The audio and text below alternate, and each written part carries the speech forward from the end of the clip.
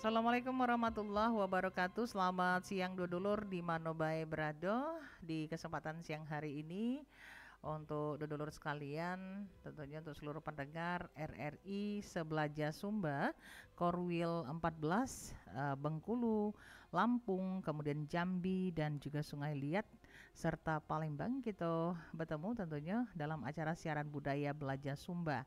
Di siaran budaya Belajar Sumba ini, dalam obrolan kita, dalam dialog kita kali ini kita akan membahas topik ataupun juga topik kita adalah mengenai pelestarian Gua Jepang yang terabaikan. Dan sudah hadir di studio Perumpat RRI Palembang, Ma Indiari, tentunya narasumber kita ya. Kalau pepatah bijak mengatakan tak kenal maka tak sayang maka tak cinta ya. Kita pengen kenal dulu tentunya dengan narasumber kita. Sudah hadir seorang sejarawan Sumatera Selatan. Ini kalau kami manggilnya Kando, iya. Ada Kando kami ke Mas AR Panji ya. Kita sapa dulu. Halo, Assalamualaikum Kando. Waalaikumsalam warahmatullahi wabarakatuh. Sehat ya? Alhamdulillah Cek Gaya sehat. Alhamdulillah sehat. Ketemu lagi. Alhamdulillah. Pacak silaturahmi lagi sama. Paling penting silaturahmi. Paling penting. Kalau jiwong tuh pacak muka rezeki. Oke. Tahunian Cek Gaya. Tahunian Cek Gaya. Dan di kesempatan siang hari ini tentunya dalam siaran budaya Belajar Sumba berjaringan tentunya dengan kawan-kawan kita di Korwil 14, Ado Bangka, kemudian juga Bengkulu, Lampung dan Jambi serta Sungai Liat yang pastinya kita membahas tema tentang pelestarian Gua Jepang yang terabaikan. Ini Kando ke Mas Air Panji ini merupakan sejarawan Sumatera Selatan. Kando, kalau ngomong ke masalah Gua Jepang, ya, kalau merunut dari sejarah, mungkin di daerah-daerah lain kayak di Sumatera Barat juga ada dengan namanya Gua Jepang. Di kita Palembang juga ada Kando ya.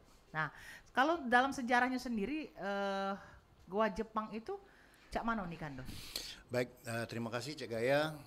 Salam sedulur untuk para pendengar Belajar Sumba, RRI Pro 4 dimanapun berada. Pertama kita ingin menyampaikan bahwa Palembang dan Indonesia secara keseluruhan itu pernah dijajah oleh beberapa negara. Nah, salah satunya adalah negara Jepang. Nah, terkait dengan Gua Jepang, ini adalah bukti bahwa Jepang itu ada di Palembang, artinya masuk ke Palembang. Masuk ke Palembang juga. Pertanyaan berikutnya, apa yang ditinggalkan oleh Jepang sebenarnya? Nah, saya mulai dari sini. Jadi Jepang masuk tahun 42 di Indonesia dan mendarat di Palembang juga. Nah, Palembang kenapa itu dijadikan tujuan utama Jepang mendarat di Pulau Sumatera itu karena memang Palembang itu udah kalau Juang Palembang itu lah dipasati, lah dikekeri, Palembang ini ada minyak. Nah, kira-kira mah itu, ada Pertamina yang dikelola oleh Belanda pada saat itu. Nah, Jepang butuh energi minyak yang sudah siap pakai ini untuk keperluan perang. Maka memang di dalam penguasaan wilayah barat, tengah, timur itu Jepang menempatkan titik-titik yang mana harus dikuasai terlebih dahulu. Baru nanti merambat ke daerah-daerah sekitar. Itu strategi perangnya seperti itu. Nah, Palembang terpilih. Dia terpilih dalam artian untuk dikuasai, Cek Gaya. Nah, maka ketika dia sudah mendarat di kota Palembang tahun 42, menguasai, nanti dia keluar tahun 45 setelah kalah dengan sekutu kan, Cek Gaya. Jepang harus memikirkan, dia membuat daerah pertahanan. Itu yang paling utama karena situasinya perang. Makanya membuatlah bunker, membuatlah terowongan, membuatlah goa seperti itu, seperti yang ada di Sumatera Barat yang Cek Gaya tadi sampaikan tadi kan. Artinya memang Jepang sudah memikirkan karena keperluan saat itu adalah untuk berperang. Nah, jadi untuk berperang, satu dia perlu benteng pertahanan dalam bentuk goa dan bunker tadi. Kemudian dia juga memobilisasi masyarakat untuk mendukung penjajahan Jepang. Makanya kita dianggap sebagai saudara.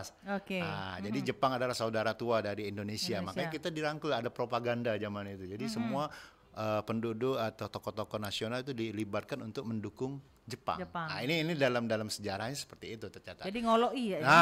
Nah, pertanyaan berikutnya, aku buat pertanyaan, aku jawab dewe ini. Pertanyaan berikutnya, ada di mana yang diboleh oleh Jepang ini kan? Maka menurut catatan yang kami temukan, berdasarkan kajian yang sudah kami lakukan, bahwa ada beberapa titik di kota Palembang. Kita cuma ngomong kota Palembang nih ya. Di titik di kota Palembang itu ada beberapa titik. Pertama ada di Palimo tadi, di Ajuma, Jalan Ajuma 1. Kedua ada bunker di Talang Betutu dekat SMA 13 itu. Oke, Talbot ya. Ya, makanya disebut dengan jalan Jepang apa jalan Benteng di sana. Nah, kemudian ada di Joko, Jalan Joko di Talang Semut yang ada di Tanah Tinggi. Nah, itu ada sama dengan yang di Haji Umar dalam bentuk terowongan goa Jepang tadi. Kemudian di Caritas, jangan lupa. Oh, Caritas juga ada. Di Rumah Sakit Caritas, itu juga dalam bentuk goa, bisa masuk sebenarnya. Nah, bunker yang lain yang sudah pernah kami gali itu di Lebong Gajah. Lebong Gajah di Sako ya, daerah Kenten ya. Nah, kemudian ada di daerah Jakabaring. Nah, Jakabaring itu di depan MAN 1 yang sekarang juga jadi perumahan. Nah, untuk Lebong Gajah dan Jakabaring itu semua bunker sudah jadi perumahan. Oke. Yang untuk yang di Jakabaring sudah dihancurkan karena untuk keperluan perluasan perumahan itu. Kalau yang di Lebong Gajah masih di antara perumahan itu lah, tapi masih ada bunkernya. Sebenarnya jangan sampai dihancurkan, itu cepat diselamatkan. Kemudian untuk di Goa Ceritas dan Jalan Joko di daerah Talang Semut itu masih ada. Nah, termasuklah yang di Ajuman yang sekarang ini. Nah, yang itu, diketahui oleh masyarakat kan yang kemarin viral itu di yang di Ajuma, yang di kilometer 5 ini masuk ke Kecamatan Aryo Kumening gitu. Nah, jadi itu yang viral. Nah, jadi kalau Cek Gaya nanya titik, itulah titik-titik. Nah, kok lagi lupa di Pelaju. Oh, di Pelaju juga. Ya, di Pelaju di Gang Pertahanan Sikam ya. Dari lorong Sikam ya. Itu ada juga. Nah, dari beberapa titik yang Kando sebut ke tadi, yang viral kan yang di sini tadi, yang di kilometer 5 kemarin ada yang ngonten, ada yang buat liputan. Kan, gitu, Nah, sementara yang di titik-titik lain, apakah sudah hampir sama kondisinya dengan ini atau memang sudah hilang? Nah, itu tadi sebenarnya udah kesinggung. Kalau untuk yang di Talang Betutu, bunkernya masih ada. Oh, di Talang Betutu masih ada bunkernya. Belum dihilangkan. Kalau yang di Lebong, Lebong Siarang, Lebong Gajah itu sudah jadi perumahan, tapi bunkernya masih ada. Tapi sudah di antara perumahan-perumahan itu, di antara bangunan rumah-rumah itu. Nah, tapi sudah jadi mungkin penguasaan fisiknya sudah milik perumahan gitu kan.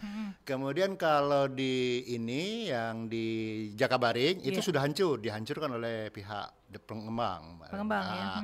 Oke, kemudian yang di Jalan Joko dan Ceritas itu masih ada. Ya, Joko dan Ceritas masih ada. Tapi tidak terawat. Nah, sama dengan yang di sini juga masih ada tapi tidak terawat. Nah, kemarin yang viral itu pertanyaannya memang viral tidak terawat, kalau semacam apa banyak tanaman dan sudah banyak dihak oleh individu-individu yang kita pertanyakan dari mana dia bisa ngehak itu dalam waktu singkat seperti itu yang jadi pertanyaan. Oke, ini kan sebuah sesuatu yang sangat miris ya. Kan ini merupakan peninggalan yang artinya ini sebenarnya bisa menjadi income, pendapatan asli daerah juga mungkin dengan artian karena untuk wisata. Wisata sejarah nih kan itu kan macam di daerah-daerah lain kan itu kan malahan dikelola dengan baik sehingga mendatangkan wisatawan untuk datang untuk tahu sejarah-sejarah yang ada tentunya di daerah masing-masing, termasuk kita di Palembang ini sebenarnya dengan adanya Goa Jepang ini sebenarnya jadi apa ya, jadi sesuatu yang harusnya jadi perhatian kita sama-sama nih Kando. Nah, tapi kenapa kok sampai akhirnya bisa terabaikan seperti itu? Baik, kita melihat dulu bahwa dengan adanya peninggalan sejarah, artinya sekarang ini kan peninggalan ini kan pertama ini adalah satu-satunya bukti penjajahan Jepang di kota Palembang dalam bentuk bangunan atau benda. Kalau dalam bentuk catatan dokumen mungkin ada di buku-buku sejarah, di manuskrip dan sebagainya misalnya seperti itu. Tapi dalam bentuk benda kan cuma ini. Nah, ada juga bekas-bekas gedung ya, sebenarnya gedung-gedung yang sudah ada yang diduduki oleh Jepang kan cuman itu. Nah, yang ini yang benar-benar sebenarnya akan menceritakan bahwa Jepang itu memang ada di Palembang. Nah, gitu loh. Nah, pertanyaan berikutnya, kenapa ini tidak dikelola dan dijadikan pariwisata? Itu pertanyaannya kan. Nah, kalau saya melihat kalau pemerintah ini mau, artinya ada keinginan yang tinggi, itu tentu akan bisa terjadi seperti yang dilakukan oleh pemerintahan di Bukit Tinggi di Provinsi Sumatera Barat, di Padang sana kan seperti itu. Kemauan saya melihat ada.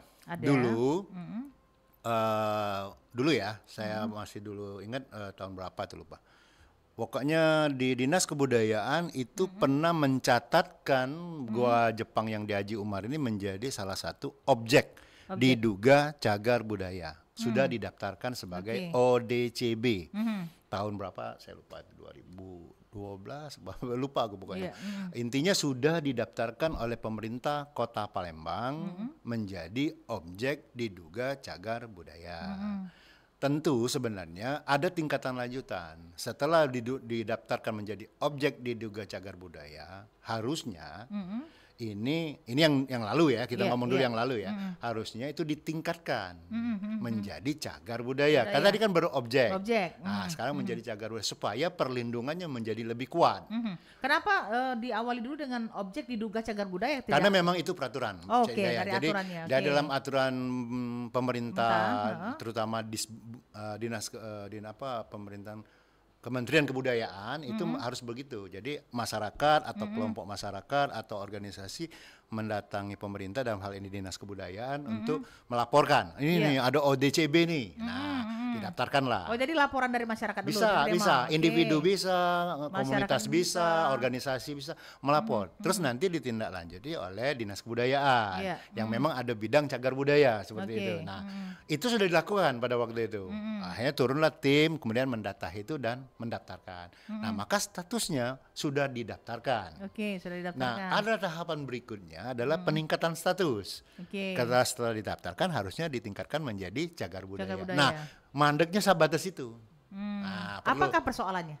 Wallahu a'lam bishawab. Kita tidak tahu ya. Nah, mungkin itu tadi saya bilang kemauan sudah ada tapi sayang tidak didorong lebih ke tingkat yang lebih tinggi. Nah, kita berharap kita tidak boleh suuzon dengan siapapun. Kita berharap bahwa pemerintah yang sekarang yang sedang duduk maupun nanti yang akan ikut pilkada dan selanjutnya akan menjadi pemimpin kita dari wali kota, gubernur juga ada perhatian ini untuk ditingkatkan. Kenapa? Kalau sudah ditingkatkan nanti ada istilah di cagar budaya itu dia satu bisa dilindungi, kemudian ada pelestarian, kemudian ada pemanfaatan. Nah, ini bisa dilakukan sebenarnya. Nah, pemanfaatan tadi termasuk yang diusulkan Cek Gaya tadi menjadi wisata, sejarah misalnya seperti itu. Perlindungan ya tentu kalau dia menjadi cagar budaya kan statusnya lebih tinggi, lebih kuat lagi gitu loh daripada ODCB kan. Nah, pelestarian ya tentu dengan adanya status peningkatan status cagar budaya, kemudian ada pemanfaatan ya tentu akan terlestarikan. Nah, jadi konsep otomatis apa yang diamanatkan oleh undang-undang itu akan terjalankan seperti itu Cek Gaya. Nah, permasalahannya apakah ini punya manfaat untuk masyarakat sekitar? Saya jawab karena saya pernah ke Bukit Tinggi, pernah ke Padang, ke Sumatera Barat dan masuk ke Gua Jepang itu memang kalau wisatanya kayaknya tuh mendatang nyengok gua apalah pentingnya. Tanpa kita sadari, kita datang ke Sumatera Barat, kita datang ke ke Padang, ke Bukit Tinggi itu, otomatis kita bawa ongkos ke sana itu. Bayar ongkos itu artinya ada masukan ke bandara segala macam itu. Kemudian travel di sana kita pakai ataupun kita nginep hotel di sana kita. Ada yang kita belanjakan, ada kos yang ditinggalkan untuk daerah itu. Tersebut. Kemudian setelah masuk Gua Jepang, apakah kita tidak melakukan aktivitas lain, makan, minum, belanja dan lain sebagainya, dan masyarakat kita kan bisa berpengaruh pada sektor ekonomi ya? Sektor ekonomi yang di lingkungan itu. Nah, inilah maksud saya konsep yang dimaksud oleh Undang-Undang Cagar Budaya itu bahwa pemanfaatan cagar budaya menjadi sebuah wisata itu akan menghidupi ekonomi mikro ini atau ekonomi setempat, lokalitas itu akan bangkit gitu loh. Nah, bayangkan Palembang sebagai kota tua yang banyak cagar budaya dan banyak peninggalan sejarahnya. Kalau ini potensi ini kita gali secara serius, jangan setengah-setengah, ya mudah-mudahan income akan datang. Kita jangan dulu berpikir bahwa ini udah ngasil ke duit. Nah, itulah pemikiran yang harus kita buang dulu. Bagaimana caranya kita mengelola yang ada menjadi sebuah objek, dan insya Allah sih akan datang dengan sendirinya.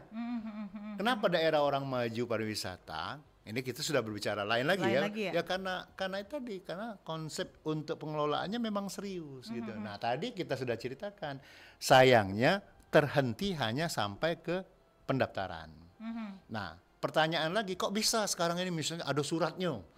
Objek-objek itu tahu-tahu ada surat sekarang. Nah, kenapa ini? Ada yang diakui dari CUP, bahkan mungkin kita tidak tahu ya, di belakang kita mungkin sudah dibuat sertifikat, kita nggak tahu. Nah, kenapa ini bisa kecolongan? Nah, makanya sinergi semua stakeholder, semua unsur itu harus terkoneksi. Nah, gitu loh.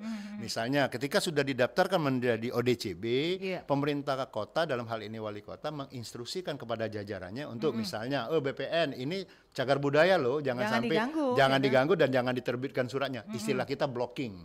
Nah, seperti itu.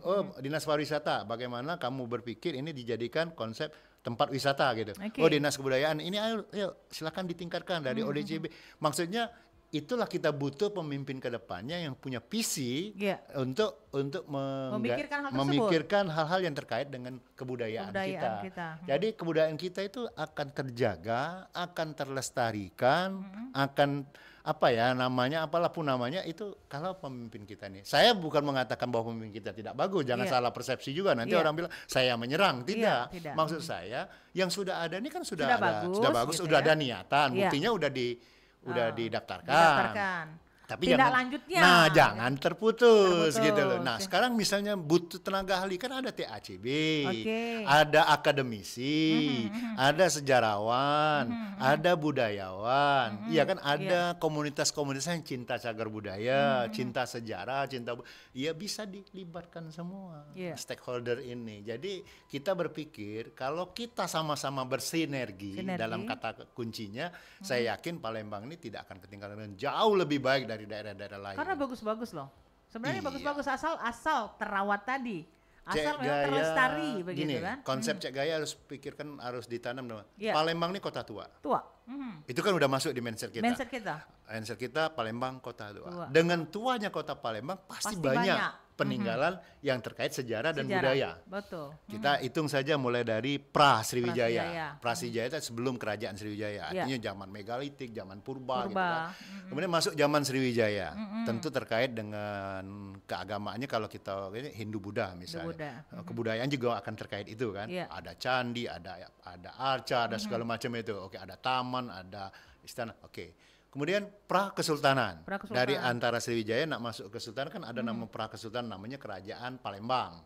Kemudian Kerajaan Palembang bermetamorfosis menjadi Kesultanan Palembang. Terus masuklah kolonial, Kesultanan Palembang ini dibubarkan oleh Belanda 1823, masuklah Keresidenan Palembang. Terus zaman penjajahan ini kan ada beberapa negara nih, salah satunya ada Jepang, ada Inggris, kemudian ada Belanda sendiri kan. Artinya ada 3 negara yang sempat berkuasa di sini, walaupun ada yang sebentar gitu kan. Tentu meninggalkan catatan sejarah nih, meninggalkan bukti sejarah juga kan. Kemudian zaman kemerdekaan sampai dengan sekarang. Nah, artinya kalau kita kelola periodisasi ini dari periode per periode ya gitu ya. Nah, itu maksud saya Cek Gaya sudah punya gini loh mindset kota Palembang. Nah, sekarang apakah tidak ada bukti-bukti peninggalan ini? Nah, tugas kita kalau yang gua Jepang ini sampai hilang atau sampai dihancurkan seperti yang di Jakabaring itu, kita tidak punya bukti lagi. Jadi kita dapat ngomong. Nah, kalau Jung dalam dunia empiris, dunia ilmiah itu ngomong doang, nggak ada buktinya, nggak percaya, Wong. Kita sekarang mengklaim Sriwijaya itu ada di Palembang. Sekarang digugat orang, mana bukti-buktinya?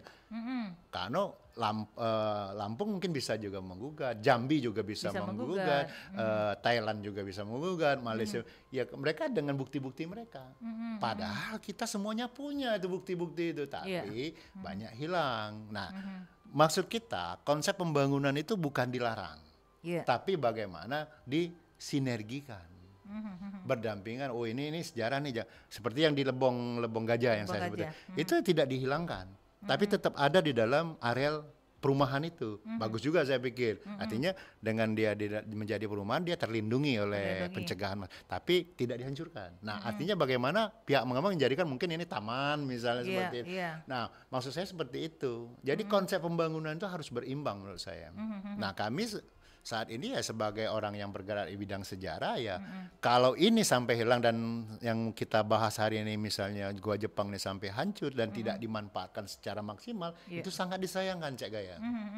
Nah, untuk pemanfaatannya sendiri kan sampai tadi dengan adanya runutan-runutan, sampai akhirnya kita sampai pada posisi ini bisa jadi dimanfaatkan untuk menunjang perekonomian daripada masyarakat sekitar. Ini kan bisa menambah income, Cek. Betul, Cek. Nah, tetapi yang terjadi kan saat ini kayaknya terabaikan begitu saja.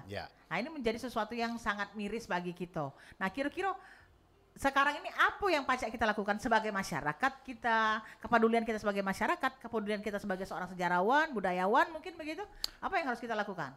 Kalau saya mungkin kapasitas saya sebagai sejarawan, sebagai orang yang bergerak di bidang sejarah, ya tentu tidak bosan-bosannya mengingatkan. Itu tugas kita.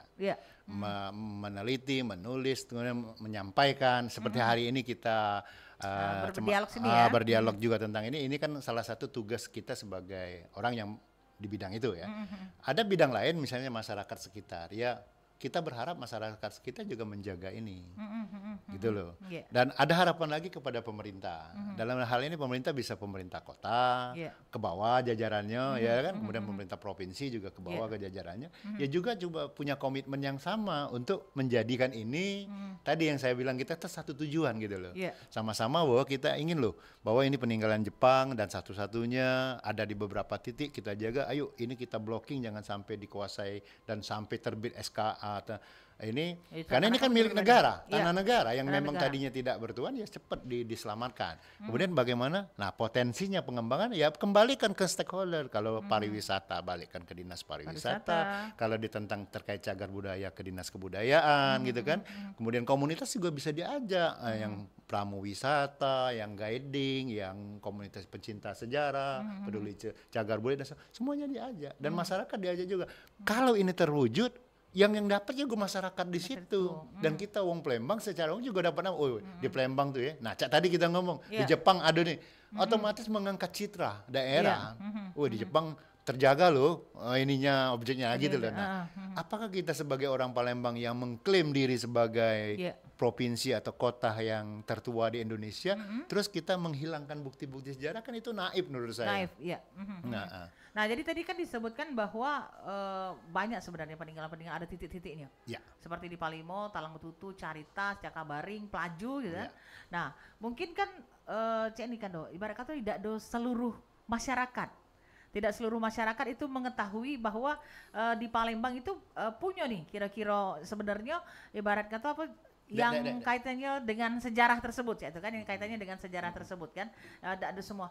Ini kira-kira apakah kurangnya literasi ke masyarakat ataupun informasi ke masyarakat terkait dengan tentunya peninggalan-peninggalan yang ada atau seperti apa nih Kando? Ya bisa jadi bisa tidak ya.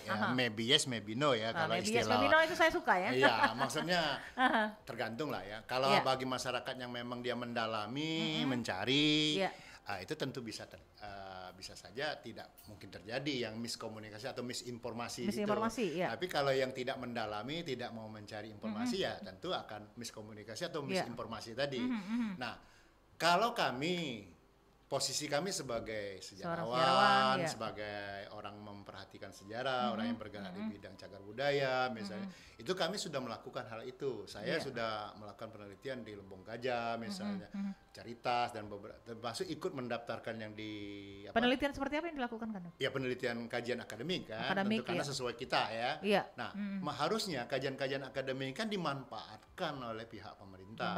Nah, kalau misalnya ada kajian dari TACB, tim ahli cagar budaya, itu harusnya bisa dimanfaatkan. Nah, tinggal kebijakan itu kan adanya di pemerintah. Tidak ada lagi di kita. Nah, kemudian kalau kita memang sudah menjalankan tugas kita begitu ya? Kita sudah menjalankan. Tapi misalnya kita diminta lagi untuk dilakukan pengkajian ulang, kita tentu siap. Akan dengan senang hati kalau kita diminta, diajak, dilibatkan, ya tentu kita akan lakukan. Itulah tugas kita sebagai akademisi, sebagai pencinta sejarah, sebagai sejarawan, itu tugas kita. Sekarang sudah dilibatkan atau belum? Untuk yang kemarin sudah waktu yang ODCB. Ya, tinggal nanti ke depan kita berharap ya dilibatkan lagi dalam penetapan cagar budaya. Itu harapan kita. Itu jalan dari ODCB, penetapan dia dari ODCB. Sebenarnya kalau menurut undang-undang harusnya tidak boleh lama. Tidak boleh lama? Harusnya 3 bulan maksimal. Cuma 3 bulan? Iya, diberi waktu. Ketika sudah didaftarkan menjadi ODCB, sudah dimasuk dalam register, sudah terdaftar, nah itu ada rentang waktu 3 bulan untuk dipersiapkan istilah kita nih. Di data segala macam menjadi cagar budaya. Makanya sebenarnya jangan banyak-banyak. Kita banyak-banyak ratusan, sudah didaftarkan semua, tidak tegawi galo Jong Palembang. Harusnya lebih baik step by step 5, 10 didaftarkan, kemudian didalami, kemudian disidangkan. Menurut saya lebih baik daripada kita muluk-muluk ngejar jumlah, tapi ternyata satu pun nanti tidak ditetapkan, kan sia-sia begitu. Lebih baik 1 atau 10 bertahap lah istilahnya. Nah makanya konsep-konsep ini kita berharap ya kita sekali lagi ya jangan sampai ini dianggap menyerang pemerintah. Saya khawatir karena bahasa itu kadang-kadang di luaran digoreng gitu kan. Wah, ini menyerang pemerintah padahal kita memberikan masukan. Nah, jadi artinya saya berharap saya tidak melihat person ya. Siapapun yang duduk di pemerintahan yang sekarang maupun yang akan datang ya harusnya punya nilai lebih lah terhadap perhatiannya terhadap cagar budaya dan benda cagar budaya ini atau sejarah dan budaya lokal. Kenapa? Karena ya kita lah yang harus menjaga Cek Gaya. Karena siapa lagi kalau tidak kita. Nah itu kalau bahasa Palembangnya. Kalau kita ngarep ke wong luarnya nak nyago tidak mungkin Cek itu nah. Nah tadi kan sempat disinggung oleh Kando tadi bahwa Jepang itu datang ke Indonesia itu di sekitar tahun 42. Sampai dia tahun 45, cuma 3 tahun gitu. 3 tahun. Kalau sejarah 3 tahun setengah. 3 tahun setengah. Gitu Oke. Kalau di kita Palembang Dewek dia masuknya tahun berapa? Sama itu, tahun itulah. Oh, jadi tahun 42 itu dia mendaratkan pasukannya di beberapa titik. Oke. Dan tadi saya cerita awal. Palembang diincar paling awal kenapa? Karena Palembang punya minyak. Dia butuh minyak ini untuk energi tempur. Nah, maka Palembang didulukan dengan beberapa titik tadi. Jadi Palembang Indonesia ini dibagi wilayah barat, wilayah tengah, wilayah timur. Nah, setiap titik ini ada pendaratan untuk penguasaan wilayah. Nanti baru dia istilahnya itu titik mekar. Menguasai di sekitarnya gitu loh. Nah, jadi itu. Jadi termasuklah peninggalan-peninggalan. Termasuklah Sumatera Barat juga salah satu titik yang mereka kuasai. Jadi termasuk di Palembang juga dikuasai. Itulah dibangunlah tadi yang bunker. Tadi karena kepentingan pertahanan, karena dia mau perang. Karena dia sudah. Jadi kalau kami belajar nih sejarah, begitu Jepang menguasai Indonesia dalam hal ini juga Palembang.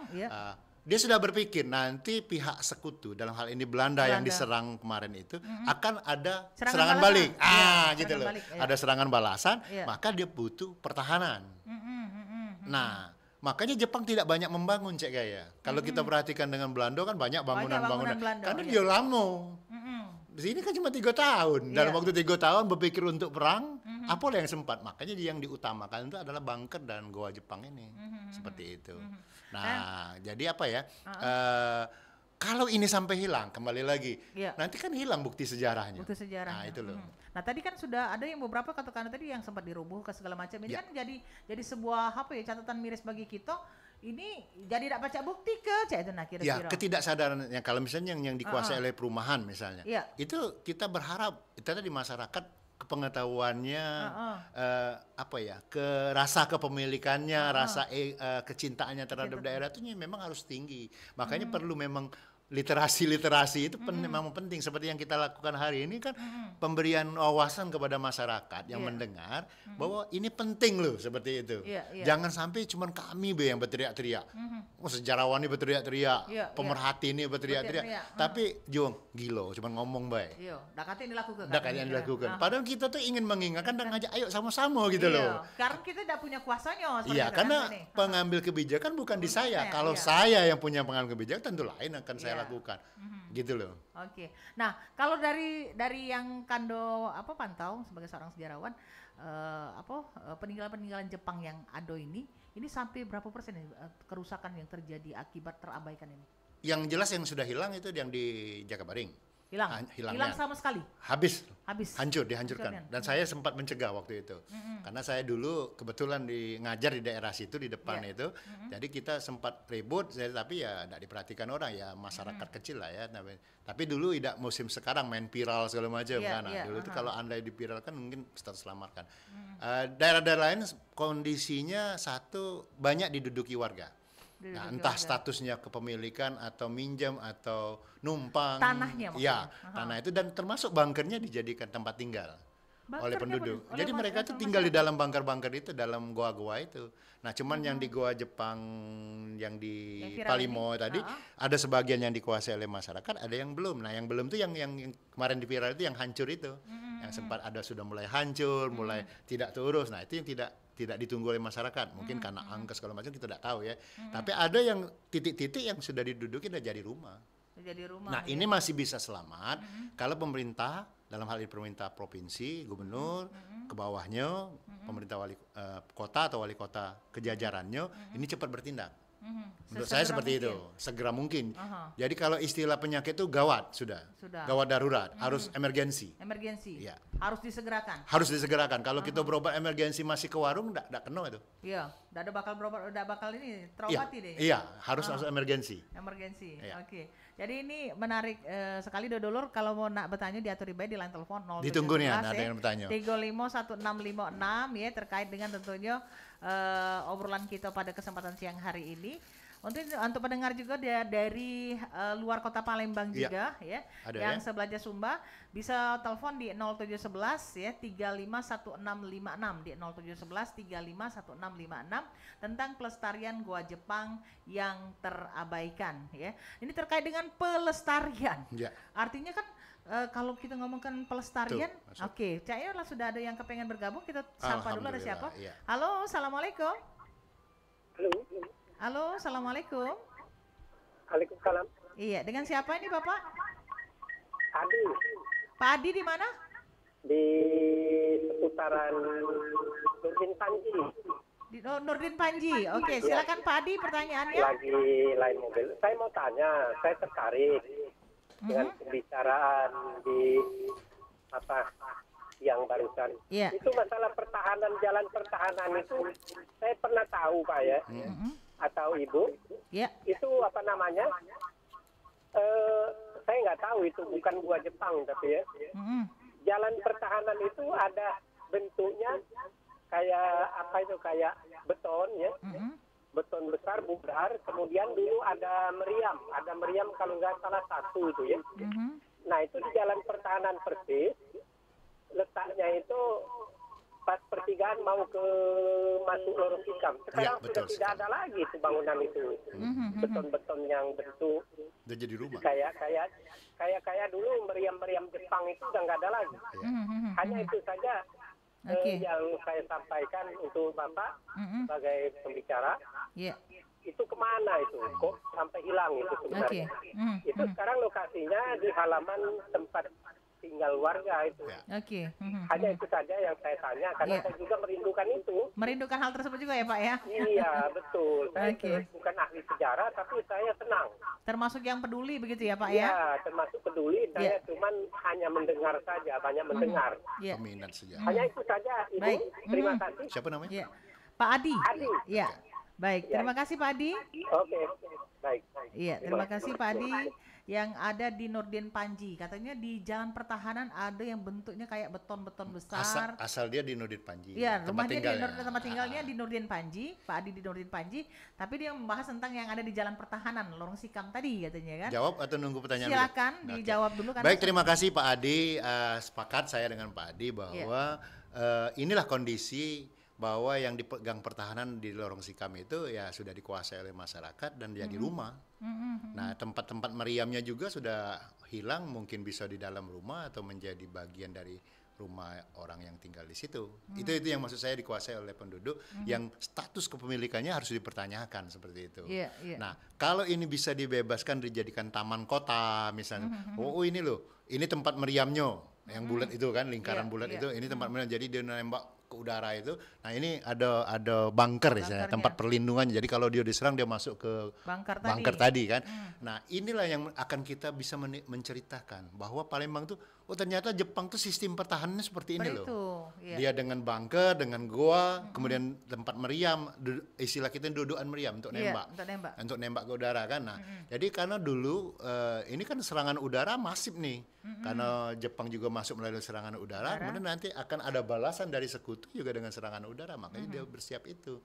Nah jadi apa yang disampaikan oleh Pak Adi ini kan termasuk informasi berharga, kekinian informasi bahwa statusnya ya sudah dikuasai, sudah hilang, bahkan mungkin sudah jadi rumah dan ditutupi mungkin dengan beton-beton baru gitu kan, atau dia berada dalam rumah atau di bawah rumah, ya inilah kondisi yang terjadi. Kalau seandainya pemerintah kan intens nih. Tadi kata Kando tadi, ibarat kata yang kita tidak menyalahkan yang sekarang atau yang ini, tapi harapan kita yang sekarang dan yang ke depan tentunya tetap intens untuk bisa memperhatikan hal tersebut. Kan sekarang ini sudah dikuasain oleh masyarakat. Ketika itu sudah dikuasain oleh masyarakat, nanti ketika pemerintah begitu kan bergerak begitu kan untuk bisa, benar juga nih yang dikatakan bahwa ini harus kita lestarikan gitu. Ini bisa diambil kembali dari masyarakat atau seperti apa? Bisa. Bisa dalam tanda kutip ya dicek dulu ke status pemilikannya itu. Iya. Nah masalahnya kan itulah tadi, kalau dulu cepat di blocking Ya, diblok. Diblok bahwa daerah cagar budaya ini tidak boleh dijadikan perumahan misalnya, atau dijadikan surat izinnya keluar, bangunannya atau sertifikatnya keluar, cepat diblok. Hanya bagian yang ini, maka dia terselamatkan. Tapi kan kita tidak mungkin lagi mundur ke belakang nih tadi. Kita berpikir ke depan. Ya saya pikir cepat turun karena ini gawat darurat, cepat tangani. Kalau rumah sakit itu kalau yang namanya gawat darurat kaget dulu yang lain-lain. Bawa dulu tangani. Apa permasalahannya, disitulah akan ditentukan. Bisa ini ternyata numpang nih. Ya sudahlah, kita pindahkan orang ini kan. Pindahkan, berikan pemindahannya kerohiman lah kalau ibarat, kalau kita ganti rugi, pindahkan dan ini diselamatkan dan jangan dibiarkan lagi. Permasalahannya kita ketika ini sudah mau diselamatkan, nanti dibiarkan lagi, ya balik lagi orang gitu. Jadi maksud aku, diagnosa kalau dalam penyakit itu dalam ilmu kesehatan, diagnosa itu akan berlaku ya turun dulu gitu loh.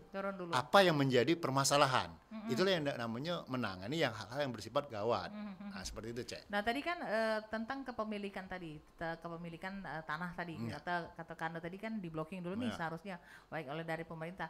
Apakah dari instansi sendiri tidak bisa, misalnya seandainya ada yang mengakui nih bahwa tanah ini dia mau buat sertifikatnya gitu, apakah dari instansi sendiri tidak bisa, ini termasuk peninggalan Nah itu sejarah. tadi perlunya koordinasi tadi sebenarnya antara BPN atau agraria kalau zaman dulu ya. BPN, kemudian pemerintah kota, dalam hal ini dinas kebudayaan, dinas pariwisata, semua lah stakeholder. Kalau saya bilang stakeholdernya semua unsur ya. Camat juga sebagai penguasa wilayah, lurah juga seperti.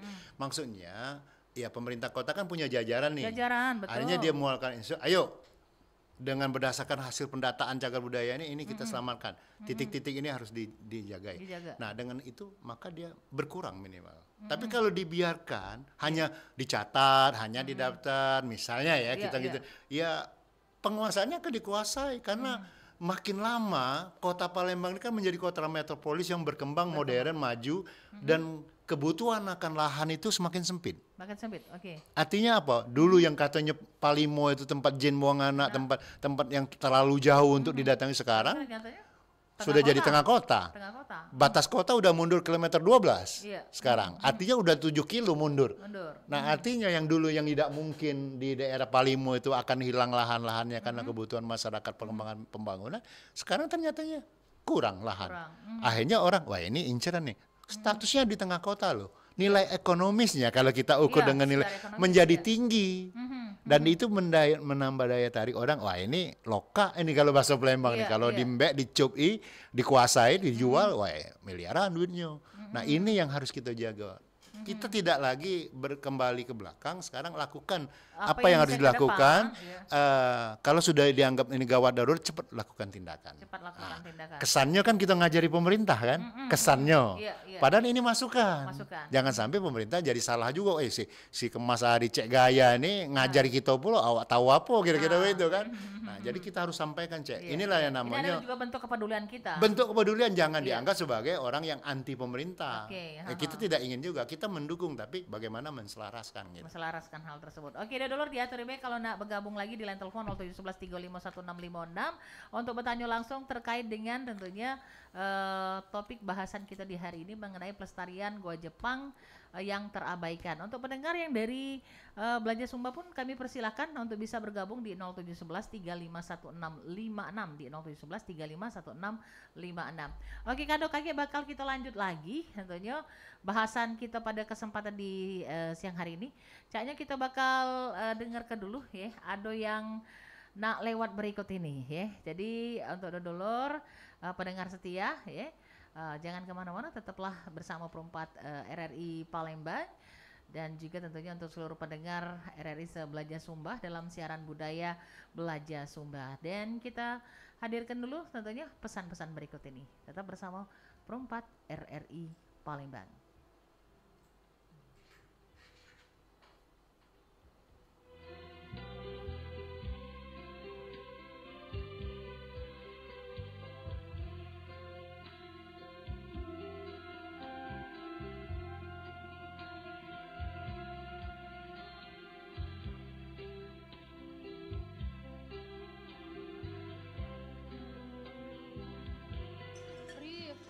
Saya mau curhat, Leh.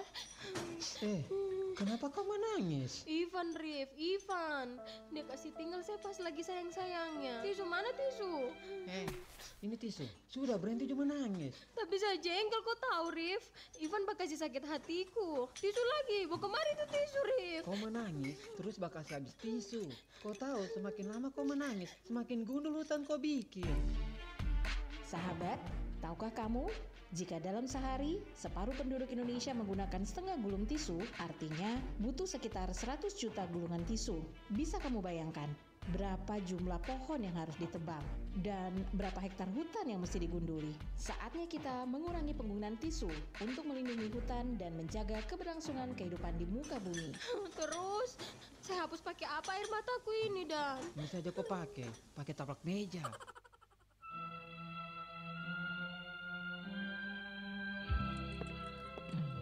Oi, nak kemana tuh? Biasalah, mau ngopi sebentar ke kedai Mak Jah. Lagian, ngapain kerja capek-capek? Gaji juga segitu-gitu aja. Penghargaan juga nggak ada kan? Oi, pandainya dia bercakap.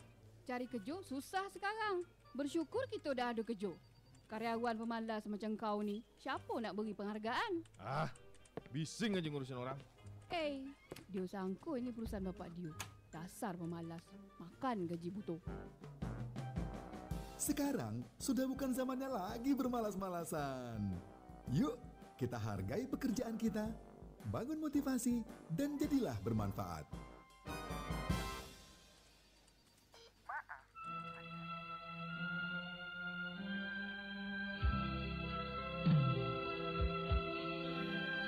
Oke, dulurku di mana berada, Jepang yang terabaikan, yang disiarkan secara network ya, sebelahnya Sumba, Bengkulu, Lampung, kemudian Jambi, Sungai Liat ya, dan juga pastinya Palembang ya.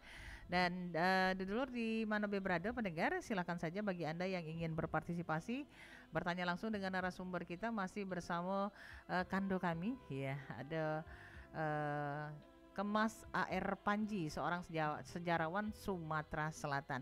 Oke, Kando Ari, kita lanjut lagi. Tadi sempat disinggung bahwa Palembang sebagai kota tua, ya, di mana pasti sangat tidak mungkin kalau seandainya tidak kati peninggalannya, banyak pasti peninggalannya kan, pasti banyak peninggalannya. Tapi kan mungkin yang masyarakat tahu kayaknya sedikit nih, gitu kan. Ini kan sebuah miris juga, padahal kita kota tua. Kalau kota tua tuh pasti yang namanya tua dari katakan Kando tadi disebutkan dari mulai Sriwijaya, sebelum Prasriwijaya, kemudian Sriwijaya, sampai selanjutnya sampai ke Merdeka. Itu kan artinya sejarah, dengan segala sejarah yang banyak ini pasti banyak juga peninggalan yang ada kayak gitu kan. Tapi yang mungkin masyarakat tahu sangat sedikit, ya itu kan. Nah, terkait di sini dengan keterlibatan daripada kepedulian kita terhadap perlindungan dari cagar-cagar budaya ataupun juga peninggalan-peninggalan ini, ya itu kan. Ini masyarakat harusnya seperti apa? Pertama ya kita ingin ada partisipasi aktif. Ya, artinya kita ingin bahwa masyarakat berpartisipasi dengan caranya lah ya. Dia peduli, mana caranya dia peduli, menginformasikan, termasuk tadi kalau ada informasi mau mendaftarkan cagar budaya silakan datang ke Dinas Kebudayaan Kota Palembang atau provinsi seperti itu.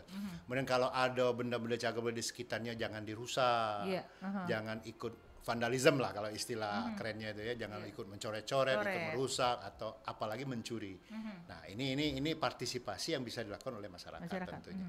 Kemudian ya tetap kalau yang punya hobi agak mengulik lebih dalam, ya silakan dicari tahu informasinya ini. Ikuti diskusi-diskusi, ikuti seminar dan lain sebagainya, termasuk mengikuti acara kita hari ini. Itu kan dalam bentuk kepedulian masyarakat yang bisa dilakukan secara nyata. Ya, kan kita tidak perlu teori sebenarnya kan. Nah, kalau masyarakatnya sudah peduli, dia ingin punya kecintaan, mengangkat, saya pikir ini sudah suatu modal awal.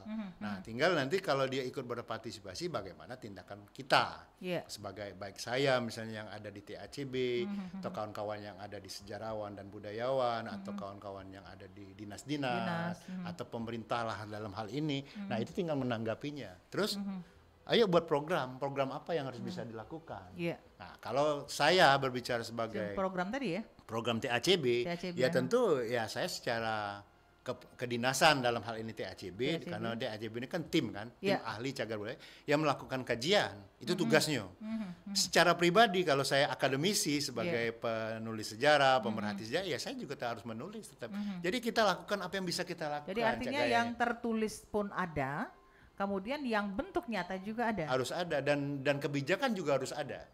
Percuma semua kalau kebijakan tidak ada dari pemerintah. Nah, dalam hal ini kan karena kita di bawah Kota Palembang, di bawah Provinsi Sumatera Selatan, kita berharap ya Kadis Pariwisata, Kadis Kebudayaan, Kadis Agraria, Pertanahan, yang semuanya berada di bawah pemerintah, dalam hal ini Wali Kota dan Gubernur, ya harus proaktif. Nah, bolehkah kira-kira masyarakat nih sebagai tentunya bentuk kepedulian terhadap pelestarian daripada benda-benda peninggalan cagar budaya ini, tentunya ikut memberikan andil dalam arti kata, tadi kan disebutkan bahwa TACB punya program-program nih. Misalnya masyarakat dia juga punya ide-ide terkait mungkin program sebenarnya bagus nih Pak kalau seandainya dilakukan seperti ini. Apakah bisa masyarakat untuk memberikan hal tersebut mungkin terhadap stakeholder ataupun juga mungkin orang-orang yang milik kuasa? Kalau partisipasi aktif sangat diharapkan. Artinya gini, misalnya nih ada sekelompok komunitas nih yang senang dengan cagar budaya atau senang dengan sejarah, dia melakukan diskusi-diskusi aktif nih tentang cagar budaya, silakan. Dan dia mengundang pemerintah ataupun TACB, tim ahli ataupun sejarah, itu hak mereka kan. Dan mereka berhak melakukan itu. Jadi untuk pemberian informasi lebih lanjut, literasi lah sebenarnya, gerakan literasi, ya silakan.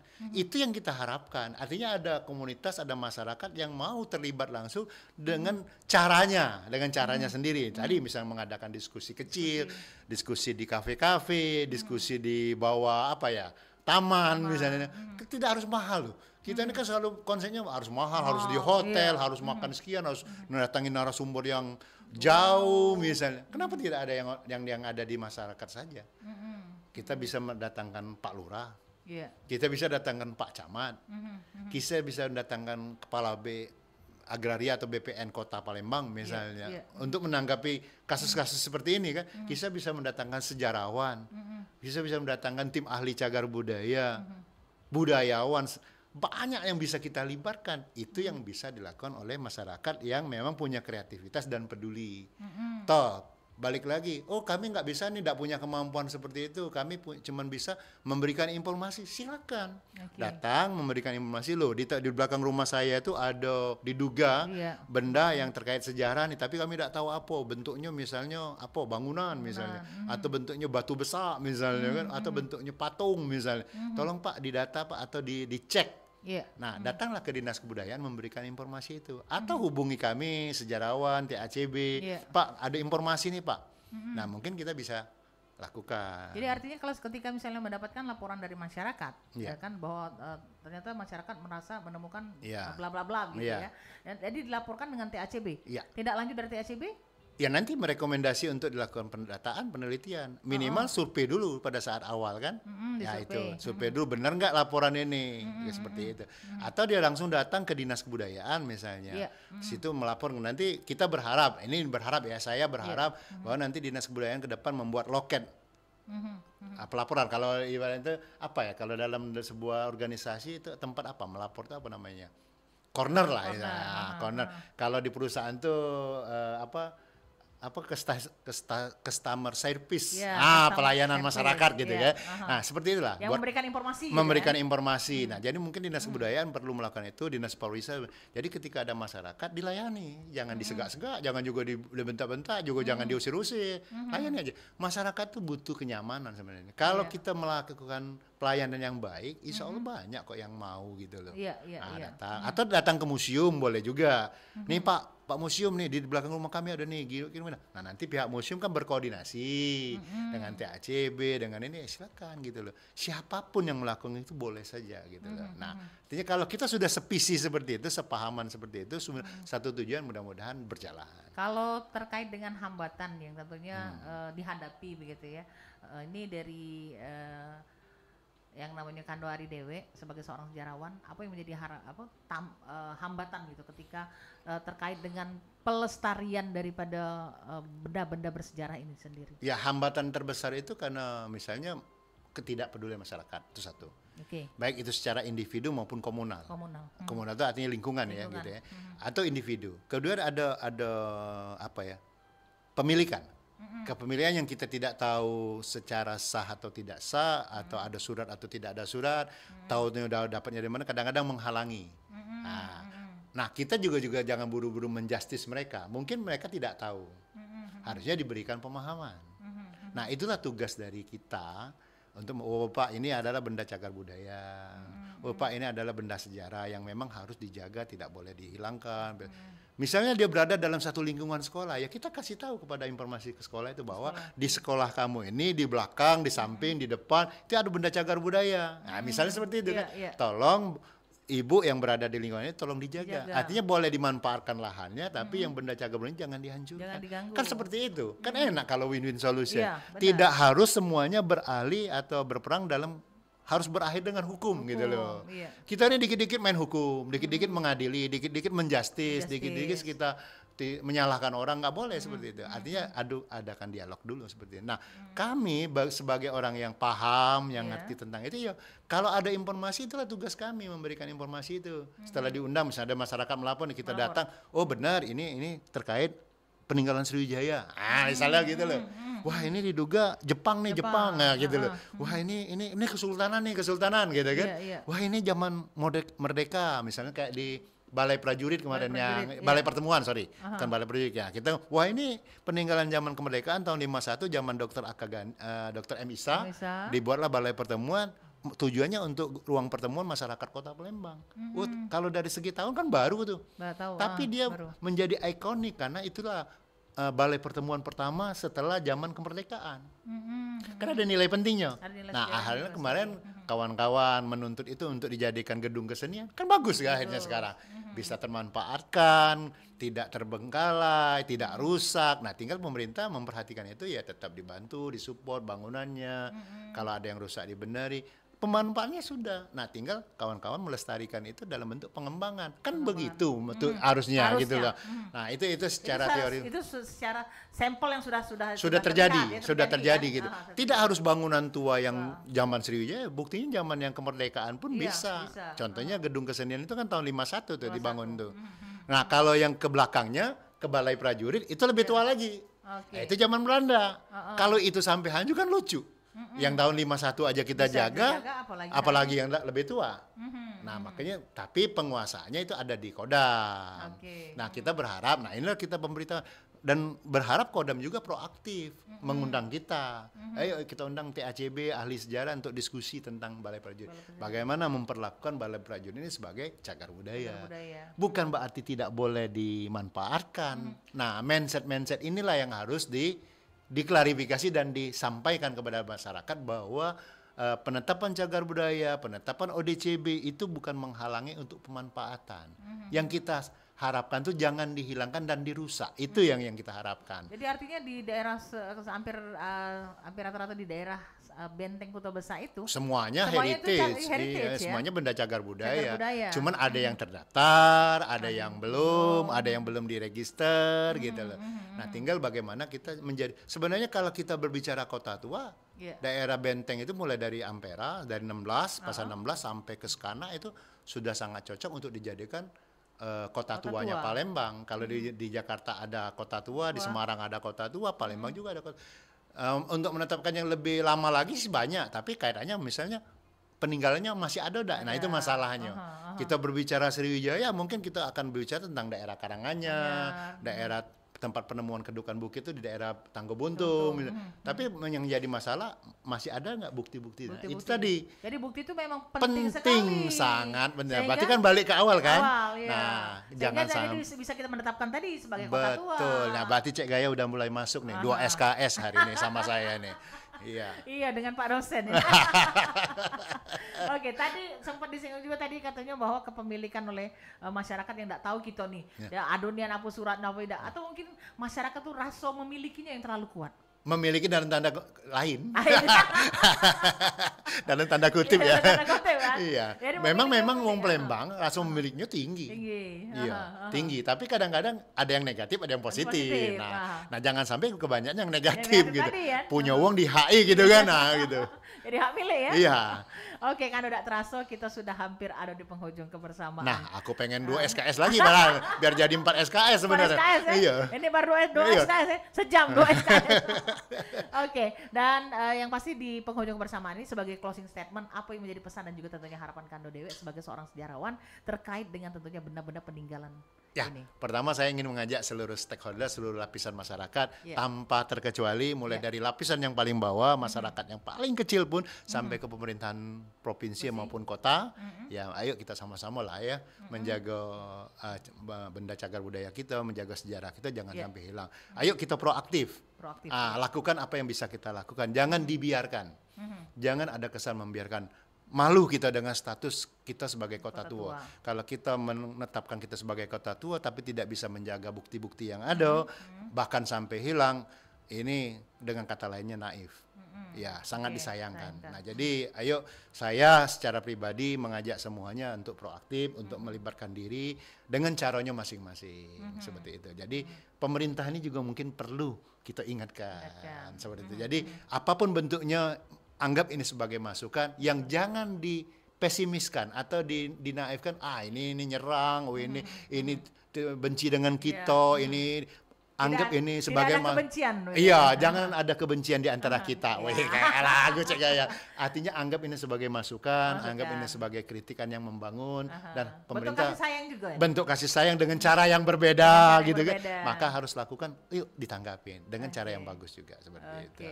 Itu harapan kita ya sebagai pribadi dan sebagai sejarawan. Semoga baik ini bisa terrealisasi. Amin. Siapapun yang memimpin Palembang. Dari yang sekarang ya, jangan yang ke depan. Iya, dari sekarang sampai ke depan gitu kan. Itu memang benar-benar bisa concern terhadap tentunya pelestarian tentunya benda-benda sejarah yang ada di Kota Palembang khusus. Setuju Cek Gaya. Sumatera Selatan pada umumnya. Setuju nih ya. Iya, kalau mah itu pepatah bijak ngatur ke Kando, tak ada gading yang tak retak. Mantap. Tak ada manusia yang tanpa kesalahan. Betul. Jika lo pedang lukai tubuh, pastikan ada harapan. Mantap. Iya, tepuk tangan buat Cek Gaya. Sudah lukai hati kemana kegerangan obat hendak dicari. Kita akhiri baik kebersamaan perbincangan kita dalam siaran budaya belajar Sumba pada kesempatan di hari ini. Terima kasih untuk seluruh pendengar, terima kasih juga untuk seluruh tentunya pendengar yang ada di RRI Sebelajar Sumba khususnya dan juga mungkin se-Nusantara yang juga mungkin dengarkan kita saat Alhamdulillah. ini. Semoga saja ini bisa meliterasi, menambahkan edukasi dan menambah informasi untuk kita galau-galau dengan kepedulian kita terhadap benda-benda sejarah tersebut ya. Kalau itu bubur sumsum dimakan pakai kuah, pakai es batu. Kita akhiri dengan ucapan wassalamualaikum warahmatullahi wabarakatuh. Prompat, Suara Budaya Sumatera Selatan.